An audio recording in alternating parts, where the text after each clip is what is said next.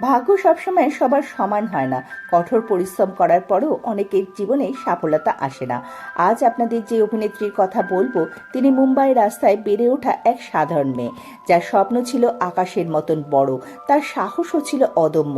তার আসল নাম ছিল রুকসানা। তার সৌন্দর্য দেখে মানুষ বলতো, আরে এ তো অবিকল হেমা মালিনী। ছোটবেলায় সে আয়নায় দাঁড়িয়ে স্বপ্ন দেখত সেও একজন বড় তারকা হবে। চেহারার অনেক মিল ছিল বলিউডের জনপ্রিয় অভিনেত্রী হেমা মালিনীর সাথে। তাই ইন্ডাস্ট্রিতে এই নিয়ে আলোচনা হয় এবং তার নাম পরিবর্তন করে রাখা হয় মধু মালিনী। মধু মালিনী তার কেরিয়ারের শুরুর দিকে ছোট ছোট চরিত্রে অভিনয় করেন।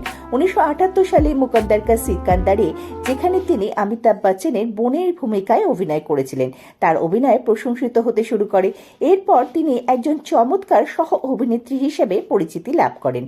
এরপর তিনি লাওয়ারিস, এক দুজে কে লিয়ে, খুদ্দার, রাজিয়া সুলতানের মতন পার্শ্ব চরিত্রে অভিনয় করার সুযোগ পান। কিন্তু হিন্দি ছবিতে মুখ্য চরিত্রে অভিনয়ের সুযোগ তিনি কোনোদিনই পাননি। তখন তিনি আঞ্চলিক, পাঞ্জাবি, তামিল, তেলেগু, মালায়ালাম ফিল্মের দিকে ঝোঁক দেন এবং সেইখানে কাজ করতে শুরু করেন। 1983 সালে প্রথমবার তিনি পাঞ্জাবি ছবিতে মুখ্য চরিত্রে অভিনয়ের সুযোগ পান। অনেক ভাষা ও ডজন ডজন ছবিতে অভিনয় করার পরও তিনি তার প্রাপ্য খ্যাতি পাননি কোনোদিনই।